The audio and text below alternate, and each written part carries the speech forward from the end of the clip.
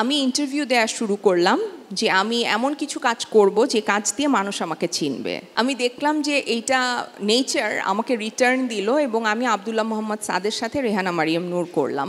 এবং রেহানা মারিয়াম নূর আমার জীবনের সেই আরেকটা সিদ্ধান্ত ছিল যেটা আসলে আজকের বাঁধন হতে আমাকে অনেক সাহায্য করেছে। আমার মধ্যে তীব্র একটা আকাঙ্ক্ষা ছিল ভালো মেয়ে হওয়ার, সবচাইতে ভালো মেয়ে হওয়ার সমাজের। তো সবচাইতে ভালো মেয়েটার তো মিডিয়ায় কাজ করা চলবে না। মিডিয়া তো আসলে সামাজিকভাবে পারিবারিকভাবে ওইভাবে গ্রহণযোগ্য কোনো জায়গা না, যে জায়গায় কাজটা করলে আসলে আমাকে সম্মানটা ওই অর্থে দেয়া হবে। তো এই জায়গা থেকে চিন্তা করে আমি ভাবলাম যে এখন আমাকে আসলে সংসারী হতে হবে। ভালো মেয়েরা সংসার করে, মানে ঘর সংসারে বিজি থাকে, তারা হয় টিচার হয়, না হলে ডাক্তার হয়, কিন্তু মিডিয়ার মানুষ থাকা যাবে না। সো আমি কিন্তু মিডিয়ার কাজটা ছেড়ে দিলাম বিয়ে করে। এবং তখন আমি 9টা সিরিজের লিড কাস্ট ছিলাম। আমি সেই কাজগুলো একদম ছেড়ে দিলাম এবং আমি সবার সাথে যোগাযোগ বন্ধ করে দিয়ে বিয়ে করে ফেললাম। তারপর আমার জীবনে সেকেন্ড ডিজাস্টার শুরু হলো। আমার সেই বিয়েটাও টিকলো না এবং আমি আমার মেয়েকে নিয়ে অলমোস্ট পানিতে পড়ে গেলাম, কারণ আমাকে আমার এবং আমার মেয়ের জীবিকা নির্বাহ করতে হবে। তো তখন আমি আবার এই মিডিয়া, আবার এই গ্ল্যামারের কাছে ফেরত আসলাম এবং তারা আমাকে আবার গ্রহণ করলো। কিন্তু তখন আমি যে কাজটা করতাম, কাজের প্রতি আমার কোনো ভালোবাসা ছিল না।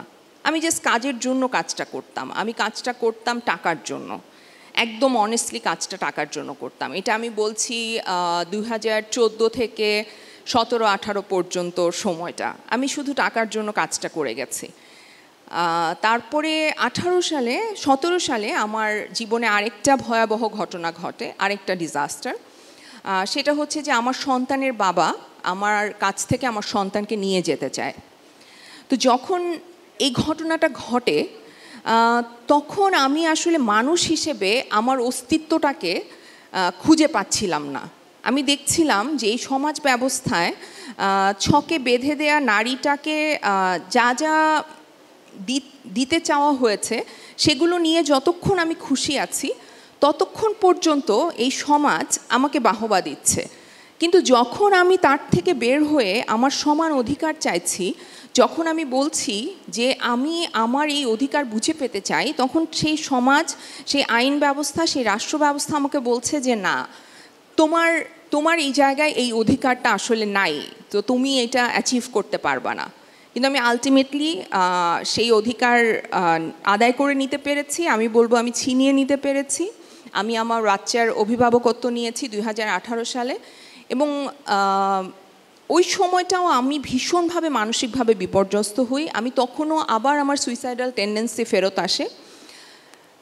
তারপর গিয়ে আমি আসলে ইন্টারভিউজ দেওয়া শুরু করি। আমি থেরাপি নিতাম। তো থেরাপিস্ট আমাকে জিজ্ঞেস করলো যে তুমি যে কাজটা করো তুমি কি সেই কাজটাকে ভালোবাসো? আমি বললাম না, আমি ভালোবাসি না। তো বললো তো কেন? আমি বললাম আমি জানি না, আমার মনে হয় যে আমার সোসাইটি, আমার ফ্যামিলি তো আসলে এই কাজটাকে ওইভাবে গ্রহণ করে না। সো আমার কাছে মনে হয় যে এই কাজটা আমি আসলে ভালোবাসি না। তো তখন সে বলল তুমি সেই কাজটাই করো যে কাজটায় তোমার ভালো লাগা কাজ করে, তুমি যে কাজটাকে ভালোবাসো, যে কাজটার প্রতি তোমার শ্রদ্ধা আছে।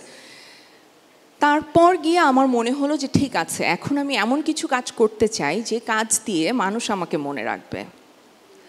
এবং আমি ইন্টারভিউ দেওয়া শুরু করলাম যে আমি এমন কিছু কাজ করব যে কাজ দিয়ে মানুষ আমাকে চিনবে। তো আমি ম্যানিফেস্ট করাতে বিশ্বাস করি। আমি দেখলাম যে এইটা নেচার আমাকে রিটার্ন দিল এবং আমি আব্দুল্লাহ মোহাম্মদ সাদের সাথে রেহানা মারিয়াম নূর করলাম। এবং রেহানা মারিয়াম নূর আমার জীবনের সেই আরেকটা সিদ্ধান্ত ছিল যেটা আসলে আজকের বাঁধন হতে আমাকে অনেক সাহায্য করেছে।